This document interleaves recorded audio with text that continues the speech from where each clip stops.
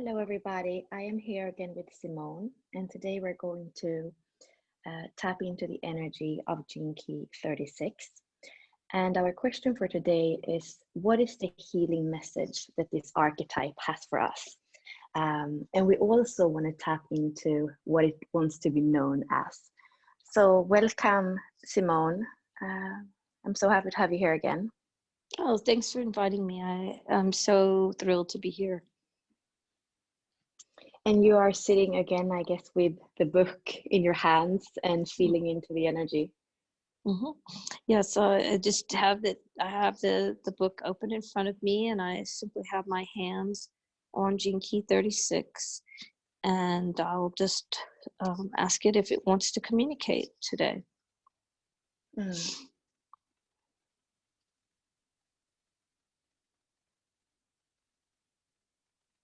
It says yes, of course. It will share healing message.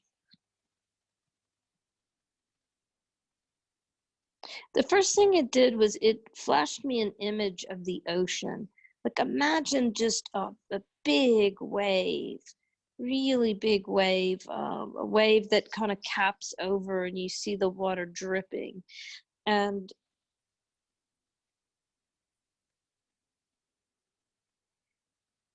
it really wants, it says it's time to allow energy to flow. And sometimes people think of flow just as like a river flowing, but the ocean flowing can be such a myriad of um, ways of flow. You know, you can be choppy seas, you can be huge waves, it can be surf. Mm-hmm. And it's like, then it shows me an image of imagine putting a barricade against the wave. Mm. It just doesn't work. And it's in my body what I feel when it shows me this barricade against the wave. It's like, stop resisting the wave, the flow. Mm-hmm. The turbulent seas will come if they're coming. If you're in, you know, for a minute it swooped me down into the big channels in the ocean that flow with the different in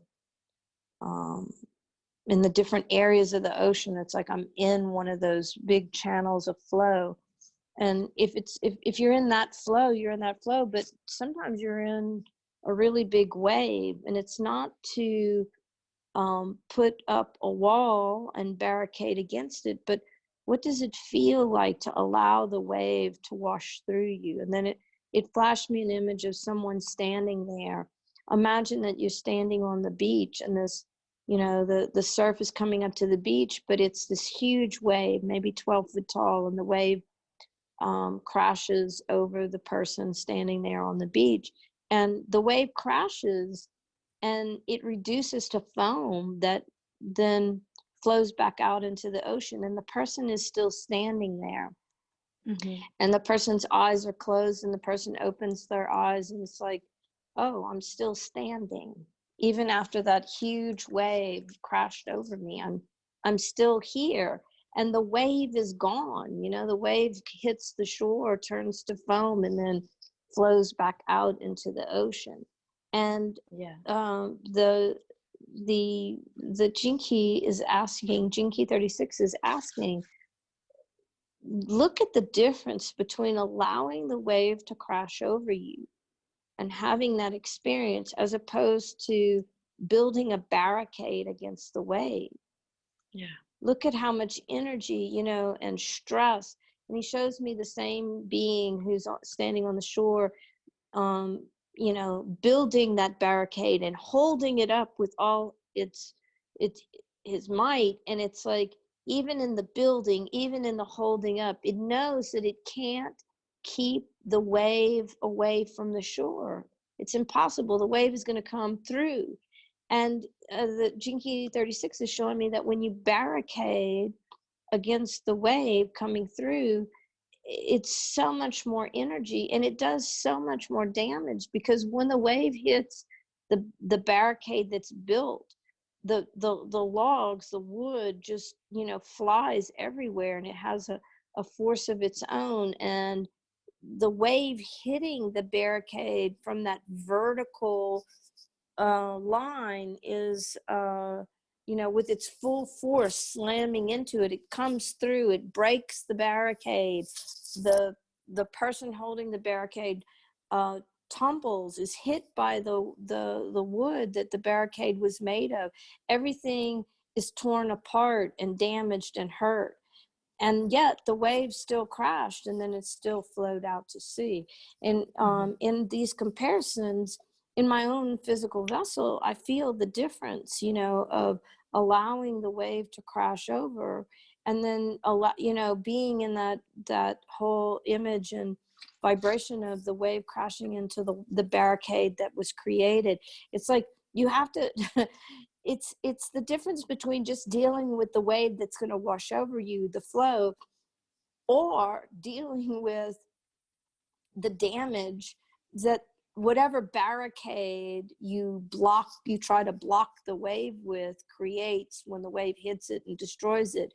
You know, that's the barricade, in a sense, causes more damage than if you had just stood there and received the wave. Yeah. And it's also talking about how to be in the flow of whatever the seas are, if you will, you know, whether they're just, you know, whether the ocean slowly kind of moves in and moves out with no wave, just kind of moving in and out, or whether there's a big, huge waveform.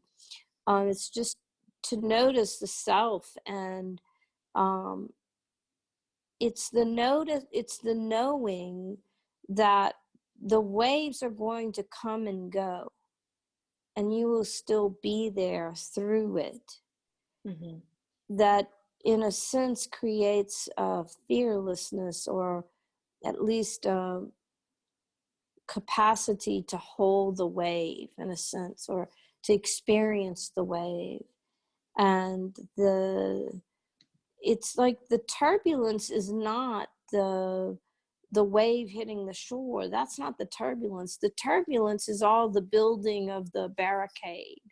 That's the turbulence. It's like the fighting against is the turbulence. It's not, you know, we would think that, oh, turbulent waters, oh, the waters are rocky, but it's not that the water is turbulent or smooth or soft. It's the resistance to the wave that is creating the turbulence. Yeah. Wow. Yeah. And then No, go on. Yeah, go ahead. No, I want to hear.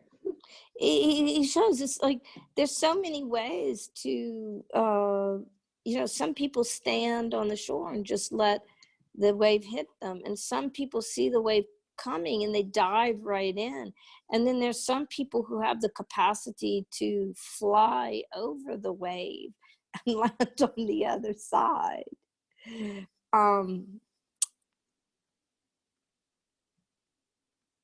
It's saying, it's like, it makes no difference how you experience the wave. Different people are going to experience different things. And now he's even showing me some that are in like a little blow up toys that are, you know, riding the waves. But he's saying that none of these people have resistance to the wave. They're just using whatever, you know, is within them to go through the experience of the wave. And that there's no resistance, whether, you know, the person who dives in, or the person who floats through, or the person who uses their wings to fly over and then lands in the water. They're all going to have some experience of the wave, right, that's coming through. So he says, it's a misnomer to say that every person will stand on the beach, because different people are going to experience different ways. Some will stand, some will dive, some will float, some will fly. you know, depending on each person's individual construction, or you know, their gene key makeup, but they each have the experience without resisting, without building a barrier to prevent the wave. And then it says, now what was your question? Yeah, I guess I was tapping into what you and I was speaking about before with any kind of ceremony or plant medicine, or you know, a ceremonial setting that you go into, that you know that there is going to be a play at stake, or it's going to be something at stake, and still it's just a little glimpse of the Maya, basically, that you're going into, and you know that when the sun comes out the next day, then that wave is over, and you are gonna have your, if you don't resist it, you can learn so much in one, you know, from the sun goes down to the sun goes up, and there's something with that. And the more you resist the plant or the wisdom, the more you're going to have a turbulent experience. So there's something again here where I feel like the 36 is connected to that kind of experience that can be turbulent, but the more you accept it, the more you're going to learn from it, the more you're going to come out on the other side, whether it's on the other side of the night or the other side of the wave. Yeah, he says that there's a clarity when you go with the wave, when you experience the wave, and whatever your experience is, that, you know, there, once the wave comes and crashes and the water goes out to sea, he says, you know, the water, you know, the wave, and you have a clarity about the wave that every time you look out at the ocean, you remember, oh, I stood there, I dove in, I floated through, I flew over, whatever it is, you have a vibrational experience of what that waveform was like. And it's a knowing that is now activated in your DNA, in your cellular structure, and that knowing creates clarity. And it's almost like with each wave that you experience, it's almost like putting another coin in the bank, you know, that that with each coin that you put in your experience bank, that it builds up and builds up and builds up this wisdom, you know, with each experience. And you know the wave, you know, and there's something also too about understanding that the wave is the ocean. So when the beings that I'm seeing, you know, that he's showing me as using as an example, the man, the one who stood on the beach and let the wave crash over him, once the wave foams and then flows back out into the ocean, it's like there's a oneness with that, with the wave and the ocean, if you will. And that there's a wisdom that becomes a part of you through the lived experience of the wave. Right. And there's also, I feel there is something that we think that a wave is just a wave and it's going to get worse if we accept the sea or something like that. And once we have accepted one wave, it's like it doesn't get worse. Like there's this human misunderstanding, I guess, that it can always get worse, but it's almost like it actually, the wave is the sea. There's some, I can see that, and it makes me kind of smile at how humans work. Very much. Very, yeah. It's so interesting. Each time that it's flashed me this example, it's like once the wave crashes, the sea gets calm. You know, and as humans, we kind of expect more waves to come, right? But it's so interesting that this example is the wave comes in, the experience is there, it washes through, and then the sea is calm, and it's like the beings who went through it are gazing out into the ocean, and they see the oneness of the wave, the ocean in themselves. You know, it's like they're now all one. The person, the wave, the ocean, it's all oneness, you know. And that's that wisdom that is now a part of the person through the experience. Yeah. And there is something with the 36 that has to do with, it has, when we speak about it in a gene key sense or human design sense, it has this drive for experience and the pressure to feel something new. And it has to do also with one person to another person. There's even like a kind of lust in it. So I'm wondering if there is anything to be mentioned when it comes to relationship and how this can be understood between one person and another, this kind of metaphor with a wave. Well, yeah, the immediately flashes to me to the person who chose to stand on the beach is standing there, and the wave is coming in, and he sees this other person flying over the wave, and yet he knows he has to stand there, and he's like, hey, what are you doing? Are you cheating? Are you flying over the wave? And it's not a cheating. It's that, you know, different people are going to experience the waves using their gifts, their design, their you know, the gene keys that are activated within them. And the person who stands may not have the wings to fly. And it's so interesting because already in that example, I can feel the person standing on the beach feeling like, oh, why do I have to stand here and let the wave crash over me when this other person can fly over? And then the person who flies over, it's almost like he reaches out a hand and says, come with me. And the person on the beach is like confused. Do I fly? Do I stand here?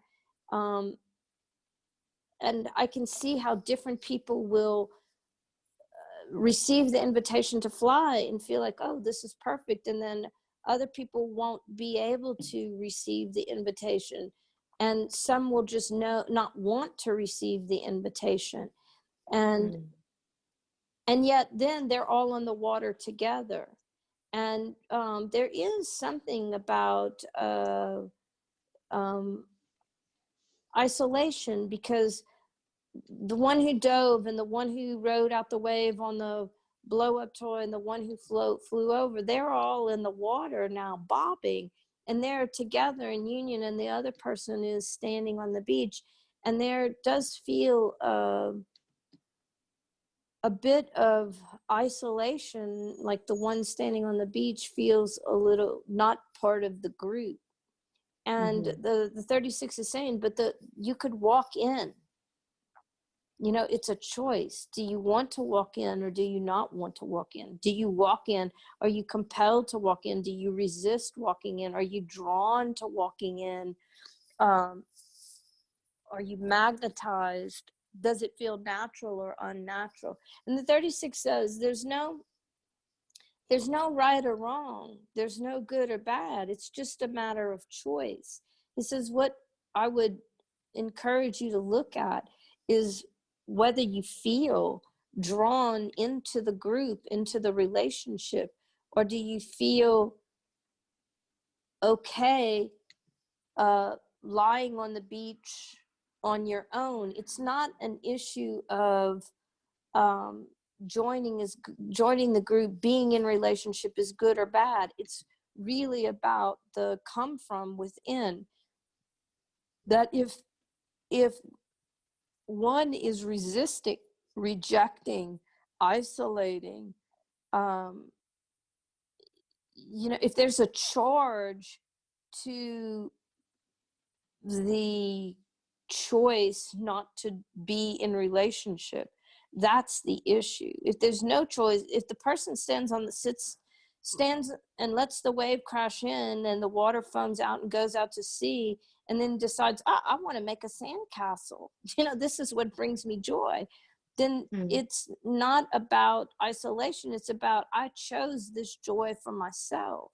So the 36 is asking us to consider our choices and what's informing them, what's catalyzing them, and where is the purity. If the purity of joy is, oh, I can swim out there now with them and join the group, then be in relationship and be in that joy. But it's really also looking at, if we choose to reject or isolate, reject the group, push away, or isolate ourselves, prevent ourselves from having the experience of relationship. He says these are where the challenges lie. Right. In terms of Yeah. relationship. Mm-hmm. Yeah. And I feel like that's a lot out there, especially when we've been burned. I had an example today, somebody that told me like 5 years it took to actually integrate experiences from like what had happened in having a broken heart, and then being completely ready again to have relationships. So yeah, I can see that, and that the 36 in the shadow frequency many times run into new experiences or new relationships without that consideration of like, why am I doing it? It's just this drive to have an experience, and it doesn't consider whether it's going to be joy or pain. And it's not only like a playful, it's more like driven by some kind of agitation or need, I would say. Yeah, so I don't want to be here on the beach alone. I want to be with the group. And so just walking into the water, just from fear of being alone, is the come from there is not in the person's balance, right? In that particular person's highest good, if you will, and in their design or their genetic makeup. But to be able to look out at the people in the water and say, oh, that's cool, they want to be out in the water, you know what, I want to build a sandcastle right now. And to have the clarity of what the choice is and what's driving the choice to either be in relationship with self or be in relationship with other, and having an integrity or clarity with what the motivation is behind, what's the fuel behind the catalyst behind the choice is the most important thing. Because he's also now showing me, like, the person on the beach goes, oh, I kind of feel alone here on the beach, maybe I should join the others at the water. Nah, I don't want to go in the water. I want to stay in the sun. I want to rest. I want to create. So there's not a rejection or there's no pushing there. It's just a clarifying, oh, well, do I want to go out there and be in relationship and swim with the other people? Or, oh, no, it feels lighter for me to do this, have this experience here where I am. So it's really, taking he keeps flashing me the word compelling. What's compelling you, and to be clear, to have the clarity of what's compelling one forward, or into action. Right. So what we're speaking about, it sounds like it's a wave, and I was wondering if we ask the archetype, who does it want to be? How can we address it? What does it want to be called? Is it just a word, or does it want to give us a little bit more of a background what it is, what this archetype comes forward as?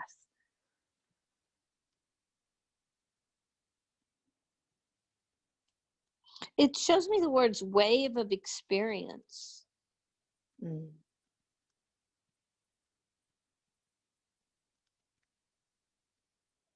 I'm asking it, do you want to be known as the wave or the wave of experience?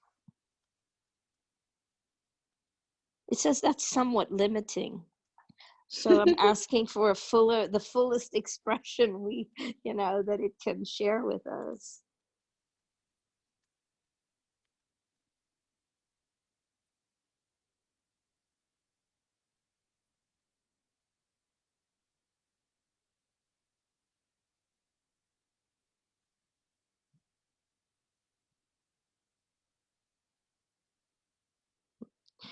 It's really about oneness, because it takes me back to the ocean, and it shows me all the water in the ocean, and then it shows me all the water in, we're mostly water, right?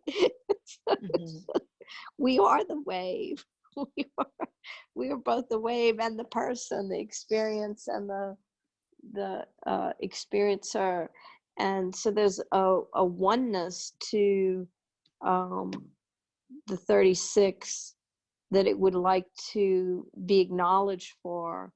And it also, you know, as it's communicating this to me, showing me this really bright white light.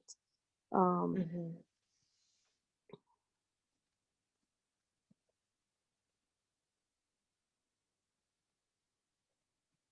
I asked, do you want to be known as oneness, the one, or oneness? And it says yes. So that's that's a fuller expression of the 36. Mm-hmm. So beautiful. Mm.